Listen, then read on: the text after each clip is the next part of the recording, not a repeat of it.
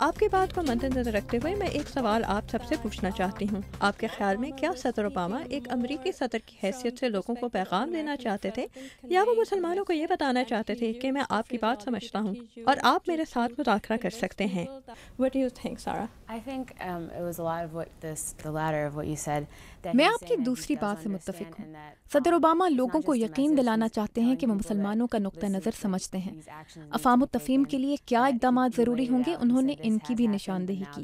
انہوں نے کہا کہ ماضی کے واقعات پر زور دینے کے بجائے ان کے نتیجے میں پیدا ہونے والے مسائل پر توجہ دینی زیادہ ضروری ہے. خطاب کے اختتام پر انہوں نے تورات، بائبل اور قرآن تینوں کتابوں کا حوالہ دیا. انہوں نے تینوں کتابوں سے حوالہ دے کر یہ ثابت کرنے کی کوشش کی کہ مفاہمت کی بنیادیں اختلافات سے کہیں زیادہ مضبوط ہیں. اب تقریروں کا دور ختم ہونے کو ہے اور ان پر عمل کے دور کی شروعات ہیں. So who do you think this speech was directed at? Who do you think it did not reach? Emily? میرے خیال میں صدر اوباما نہ صرف مسلمان ممالک بلکہ دنیا بھر کے باشندوں سے مخاطب تھے.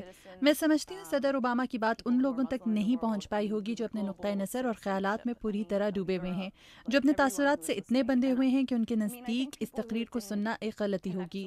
جو لوگ یہ چاہتے ہیں کہ باقی دنیا کے ساتھ تعلقات وہ اپنی شرائط پر ہی رکھیں، وہ باہمی تعاون کی بات نہیں سننا چاہیں گے.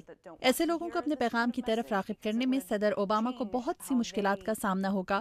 انہوں نے ایسے لوگوں کے ساتھ گفتگو شروع کرنے کی کچھ تراکیب بھی پیش کی، لیکن میرے خیال میں ایسا کرنا بہت مشکل ہوگا. But I mean, he was saying here's some ways that we can try and get through to those people who it didn't connect with immediately. But I mean, I think that's going to be the main struggle to reach people who are just behind that kind of wall. And what did you think? Well, I think that what for me was most striking about this speech was exactly precisely that there are so many different audiences. اس خطاب کی اتنی بڑی audience تھی، لوگ ہفتوں سے اسی خطاب کے منتظر تھے. بالآخر وہ ایک امریکی صدر کی حیثیت سے لوگوں سے خطاب کر رہے تھے. اس حیثیت سے ان کا نقطۂ نظر خطاب میں واضح ہے اور انہیں ایک امریکی صدر کی حیثیت سے ہی تقریر پیش کرنی چاہیے تھی. لیکن اس کے ساتھ ساتھ انہوں نے جس مہارت سے قرآن سے حوالے دیے اور جس طرح لوگوں کے ساتھ مکالمہ شروع کیا، اس سے ان کی تقریر اور بھی بہتر ہو گئی. And reach out and begin this very necessary dialogue, as I think at the end of the day made it such an effective speech. Thank you all so much for taking time out and taking part in our panel discussion. ایک سوال میرے پاس اور ہے اور وہ میں کروں گی اپنی کیمپس ٹیم کے ساتھ. جی، آپ اس گفتگو کے بعد کیا سمجھتے ہیں، آپ کس نتیجے پر پہنچے ہیں؟ آئی تھنک سب سے بڑی بات یہی ہے کہ جو صدر اوباما پہلے بھی بات کر رہے تھے کہ ایک ڈائلاگ جو ہے وہ کھولنا چاہتے ہیں ڈفرینٹ کنٹریز کو. ایرانین رجیم کو انہوں نے آفر کی کہ بات کی جائے. And the most striking feature for me in this address was کہ حماس کا مینشن فائنلی ایک امریکن پریزیڈنٹ کی طرف سے ایک عالمی خطاب میں ہوا. تو جیسے ہمارے پینلسٹ نے بھی بات کی کہ اب وقت آ گیا ہے کہ دونوں ہر طرح کے جو فریقین ہیں ان سے بات کی جائے. پک اینڈ چوز اب آپ نہیں کر سکتے. Now it's pretty much time کہ آپ سب کے ساتھ ہی بات کریں، ڈائلاگ میں سب کو انگیج کریں. جی بالکل، میں سارا کی بات کو آگے بڑھاؤں گا کہ پریزیڈنٹ اوباما نے جو اسپیچ دیا ہے اس میں انہوں نے اس وقت دنیا میں جو جتنے بھی عالمی بحران ہیں، جتنے بھی مسائل درپیش ہیں، ان سب کو کور کیا، ان سب کے بارے میں بات کی اور انہوں نے ایک جامع حکمت عملی پیش کی کہ that's how we gonna solve all this. So that was the main thought that I took from his speech. اور رضا آپ؟ جی، میں نے پریزیڈنٹ اوباما کی اسپیچ میں یہ دیکھا کہ ایز سمن whose been involved in both cultures, وہ ان کا مسلمان بیک گراؤنڈ ہے، وہ خود عیسائی ہیں لیکن امریکہ کے پریزیڈنٹ ہیں. اتنے بیک گراؤنڈس کو لے کے، اتنی ڈفرینٹ انفلوئنسز کو لے کے انہوں نے کہا کہ ہم سب میں ایک کامن تھریڈ ہے، ایک کامن چیز ہے جو ہم سب لیچ آن کر کے کہہ سکتے ہیں کہ ہاں ہم انسان ہیں اور سب ان پرنسپلز کے ساتھ آگے بڑھ سکتے ہیں.